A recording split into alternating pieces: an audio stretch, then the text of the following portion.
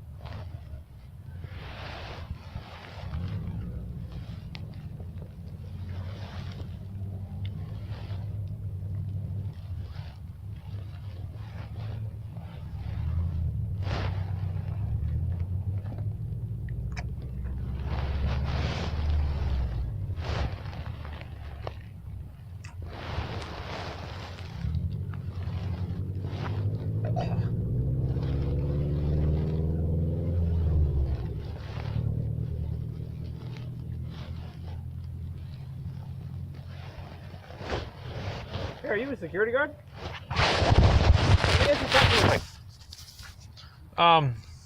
What was I saying? Okay, pop quiz. What are your powers to detain, to hold people? It depends. If they're hurting me, then I can detain them. If they're going after one of my staff members in there, I can detain them. So it would be citizen's arrest, basically. Pretty much. It's a detain. It's not an arrest. So what I would be doing is detaining them until officers can come for their safety and whoever's safety. But it would otherwise have to be something that you witnessed a crime already happen. You couldn't detain like a cop could detain for investigatory purposes. No. You pretty much have to wait until you see something actually happen. Yeah. Kind of like shoplifting. they see them actually steal it, they can go ahead and detain them until the cops get there first. Pretty much. Yeah. Yeah, even that's kind of pushing it. Like I probably wouldn't detain them then, but like if somebody came up and started pounding on you, then I could detain them until officers came. And then you'd fill out a report for Right. assault that you already witnessed happen. That's right. So basically, citizens have the same powers as you. Everyone has the same power to citizens' arrest. Pretty much. There's no special anything in between. No. The only thing that's in between is what we grant to cops, being reasonable suspicion. Right. Basically, cops have reasonable suspicion powers to detain just for investigations, and then they have what's called actual probable cause, which would be... I used to be an officer. So Oh, really? Yeah. Yeah. So you're That's telling good. you So, are- the probable cause is kind of like a citizen's arrest, except that you have no liability if you at least do your job. right. With a citizen's arrest, you pretty much have to be successful in the conviction of that person. You have to be pretty darn sure that they did what they did. Otherwise, you end up risking a false imprisonment. Pretty much. I mean, what I could do is like, say somebody is mentally ill too. Like if I see that they're mentally ill and they like pull out a knife and they're gonna like hurt themselves, I could detain them for that too. But it's not they're not committing a crime. I'm just safe. Well, doing it for their anytime you detain without the probable cause for at least a cop or a citizen's arrest, then you're delving into the whole detaining for temporary purposes. Now, that you wouldn't have that power. You should, at least you shouldn't. Well, it's almost like with CPR and first aid. Now, I am covered because I feel like I'm doing them.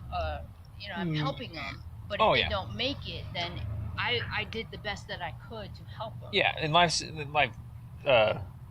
circumstances aside, life-threatening circumstances aside, Yes. just normal situations, you wouldn't be able to go around and just, if you saw some suspicious behavior, Oh no. drug use or something like that, hey, what are you guys doing? Let me see your ID. You obviously, as a security guard, would not be able to run somebody's name Nope. all by yourself. I can't even take Can't take get- an ID because can't that's take an ID. detaining. Exactly. Okay, well, you're on the right track. My brother and I have basically caught so much fraud in the last 2 years. We ended up catching security guards in DU who think that they're cops. And when I asked them, when they stopped me on the way out of an open public library on the way out, or had just recently closed, sure, we had bins, but they're just security guards, so he didn't witness any actual crime. They actually stopped us with what they even used the words of reasonable suspicion, and nobody's ever challenged them. They actually thought they had police powers, and so when we asked them if they were cops, they said, yes, we are. So we gave our ID thinking that they were an actual cop. Little do we know after the fact that once they ran our names and cleared us, we started drilling down. We looked closer, and it happened so fast that we couldn't get their badges. And we asked, and they're like, "Oh, we're unsworn officers. We're fighting for the same team." There's no such thing. And as so that. we caught pure cop impersonation, running our names without cops present, and then detaining us for just reasonable suspicion, just an investigation. And then they went back and talked to the librarian and checked us out. They said that we were free to go and that no crime had been committed. And so, lo and behold, we called the police right then and there, and the police happen to be the people that have been working with them for years. So we tried to explain to them, yeah, this is a level 2 encounter. It's not just a contact. We didn't just willy-nilly give up our IDs to some security guards. And we had to drill down on the fact that it was a cop that we thought, and that's the only reason why. And they wouldn't take the call. They literally ratified that, like, you weren't in cuffs, right? Aha, see? And it's like, but if you, so to detain, basically you have to have a physical show of authority, or a show of authority that either they concede to, or you have to physically detain them. And so they didn't physically detain us, but they definitely showed their authority by saying we're cops, and then like, don't reach into your pockets, to get your ID all slow and stuff.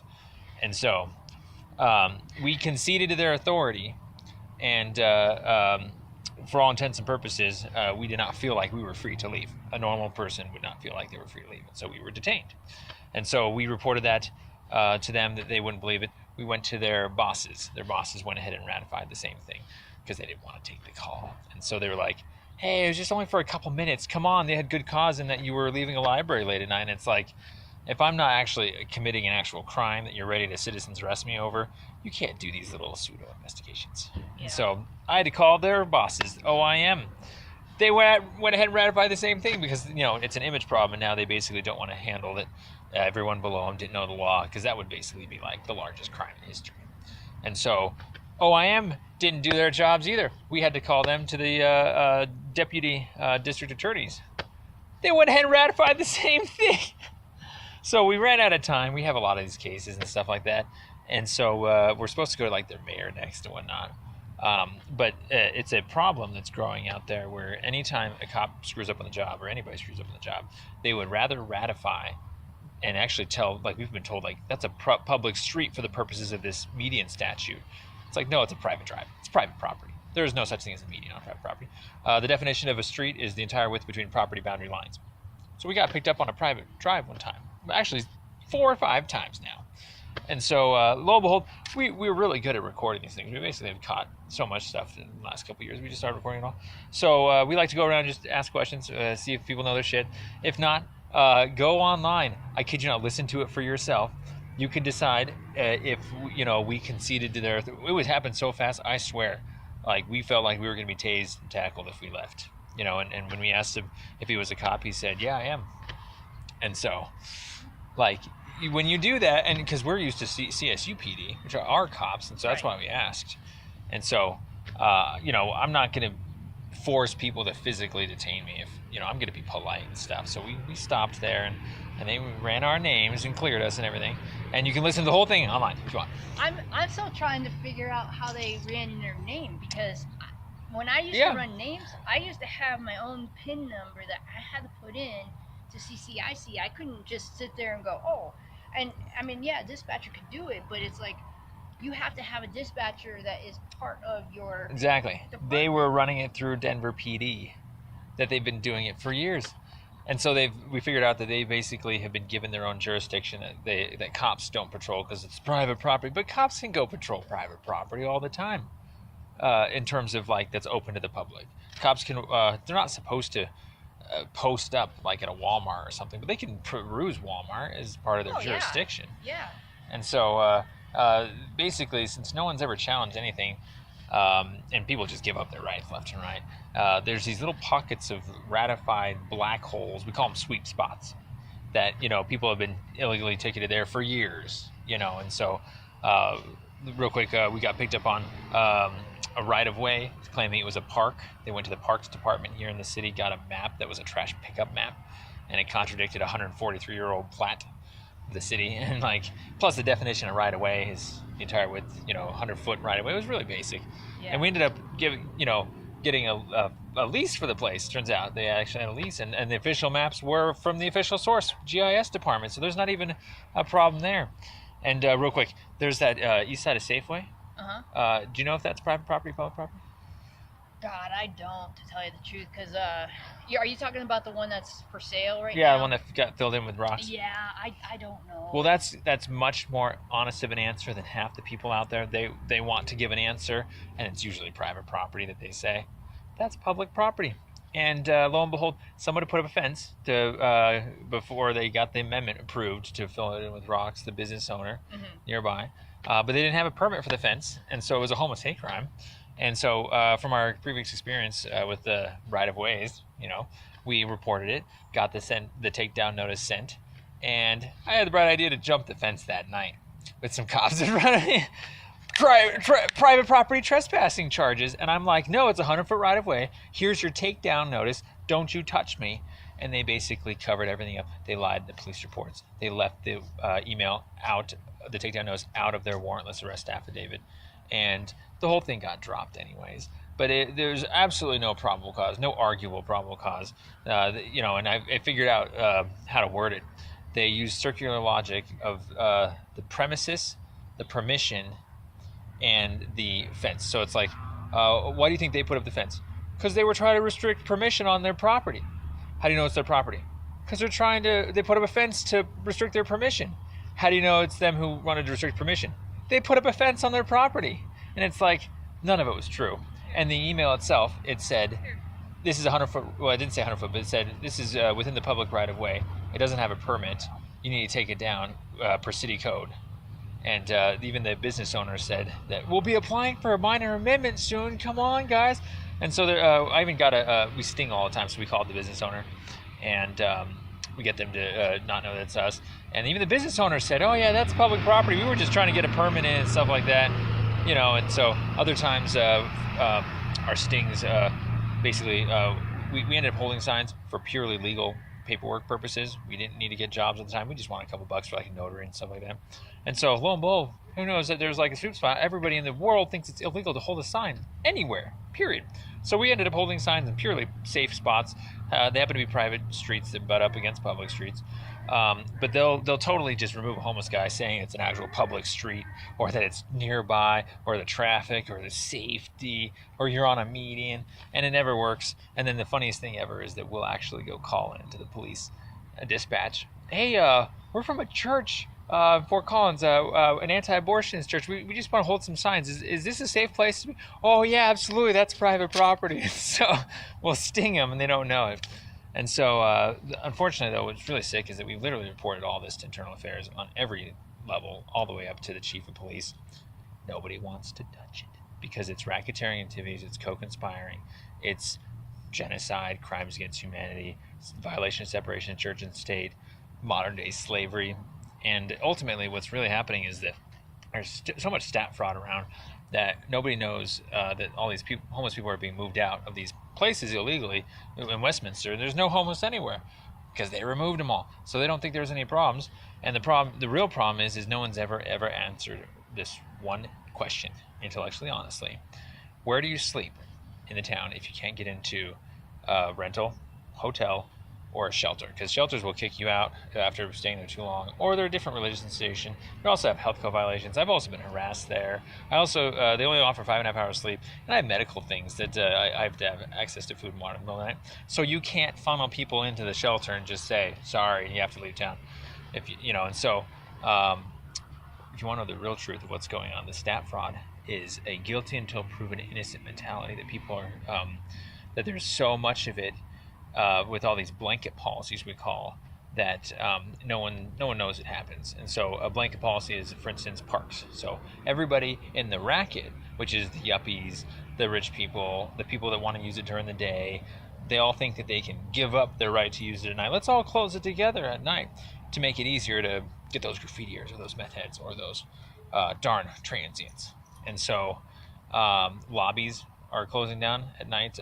King Soopers, what used to be open, you know, now they're, you know, and so they basically grow tired of individually policing people, and so people aren't getting their due process. You're not actually getting the meth head in the park anymore on meth. You're just getting them on a park curfew anyway. And so you have constructing a structure, you have park curfew, you have camping. Those are all sleeping tickets. So basically you have to get into the apartments or get out of town. And Dave and I, we ended up getting a van and hiding. So that was our only solution. But the 3 unrelated rule, that's another one here in town, where if you're a 4th or a 5th unrelated person, clearly you're not a rowdy student with parking issues or noise violations, but they say it's because it's so hard to police, it's unpoliceable, those students. No, really, if you just made it harsher criminal penalties for noise violations or parking, you would actually be able to individually address everyone on their due process level.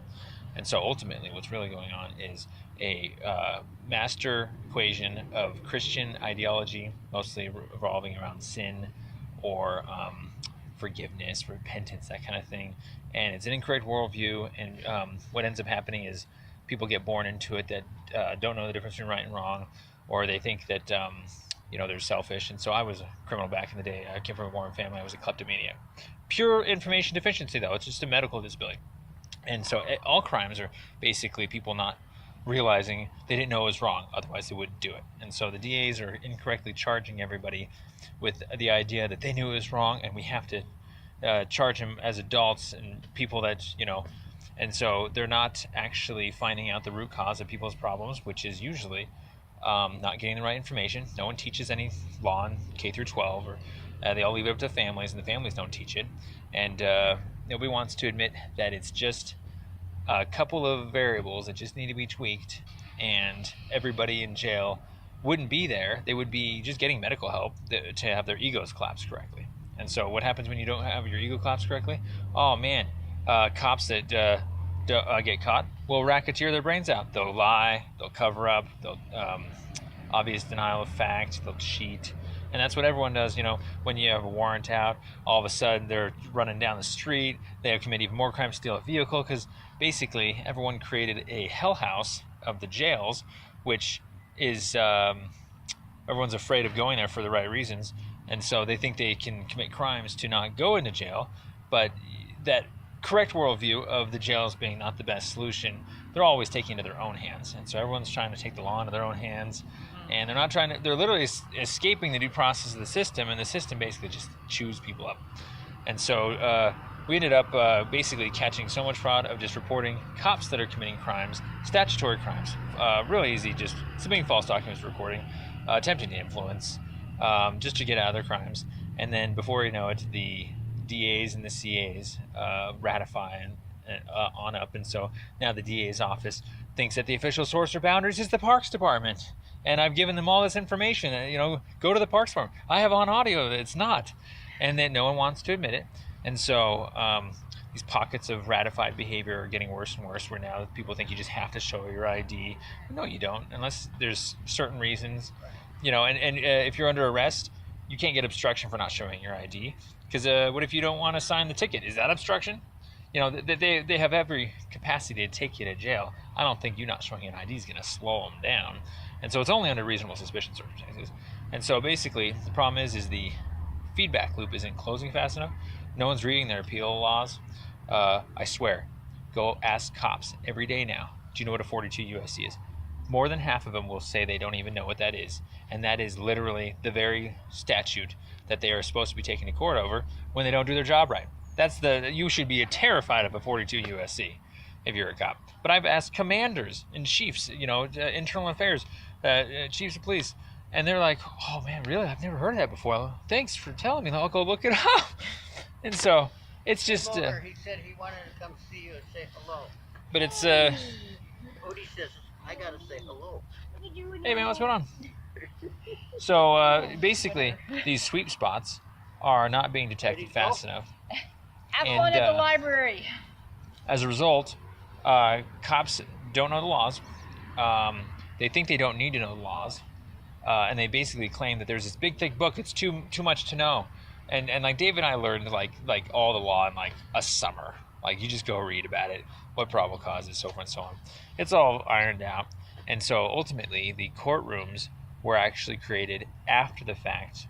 Originally, they were basically cops that were slave patrol, and their badges said slave patrol. And the courtroom it's kind of like a Saudi Arabia, where they built the courtrooms to basically deal with their niggers, and as a result, they don't want to be held to that same fire. They don't want to be jailed and put in jail. The very jail that they built, they don't want to go through courtrooms, and so they don't honor things like hearsay. I'll point out hearsay all the time, and they're like, "Yeah, right," and they'll do hearsay. But then I'll say something like, I went to the Parks Department, but I don't have to bring that because the burden of proof is on them. And they'll be like, hearsay, and so they're always constantly trying to shift that burden onto the person guilty to proven innocent. And as a result, I didn't show a receipt at Walmart and got fake arrested to prove the point that people don't do real investigations. And so the whole point is which came first, the nigger lyncher or the nigger? And so our jail system is this much people in jail compared to other countries, and that's because there's a whole bunch of racist cops that no one wants to admit is not giving anyone the due process. Like, for instance, me with my crimes back in the day, it was so easy. If you asked me what had happened, I would have told you, yeah, I grew up and I had a Mormon family that my parents didn't punish me for stealing. And it was child abuse. And so there's no real problems of actual people committing crimes. It's just lack of information. And no one talks about egos collapsing correctly on a medical level. Basically, the human brain is just a set of neurons of, information that if you think you have enough and you're wrong, you'll hold on to that, and that's where you have an incorrect ego collapse. And so the best way we would have described it is people want to retain their probable cause because they don't want to look backwards and admit that they didn't have it, that they didn't have any evidence, and they basically just pick somebody up off of the element of them. They thought, oh man, we got to get a criminal frothing at the mouth. Oh man, and they don't have anything. And so it's funny, Dave and I, we keep getting smarter and smarter from all the laws that people teach us about, but we keep getting deeper and deeper into the system of being discriminated against for being homeless. But when we catch more of it, and so people will regularly lie on police reports to remove us, and it never works. We're like telling them to their face, yeah, that says private drive right there, or here's this email. And so they're denying exculpatory evidence, because ultimately what is happening is they don't want people to represent themselves. They want attorneys, because that's what keeps their money flowing, their jobs flowing, and ultimately it's a failed delegation system. And people are too specialized that they don't talk to each other and they don't work with each other. And you can maybe delegate out your tile guy or your lawnmower guy, but you should be able to do all those things yourself. And so people are delegating out thinking about law and knowing the law to attorneys, and I don't need to know law, or I have no idea. And as a result, well, the lawyers don't know what's going on, and so the lawyers don't know what's going on, the cops don't know what's going on, the DAs don't know what's going on, or CAs, the judges don't know what's going on, the juries don't know what's going on. And you know what you call that? A kangaroo court.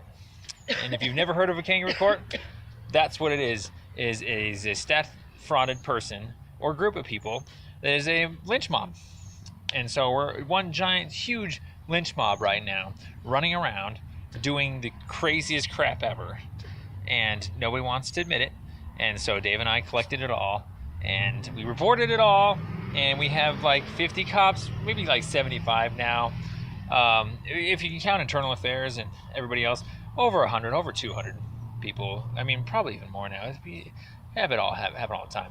People just falsifying information. Also, we also whistleblow on places that close their lobbies early, and we tell them to their face, and then they basically tell us to leave, but don't actually tell us to leave because they don't know how to say the words. But then they falsify the information to cops, and the cops show up and then detain us for a trespassing charge. And we're like, whoa, we were never told to leave. And they're like, oh, okay, fine.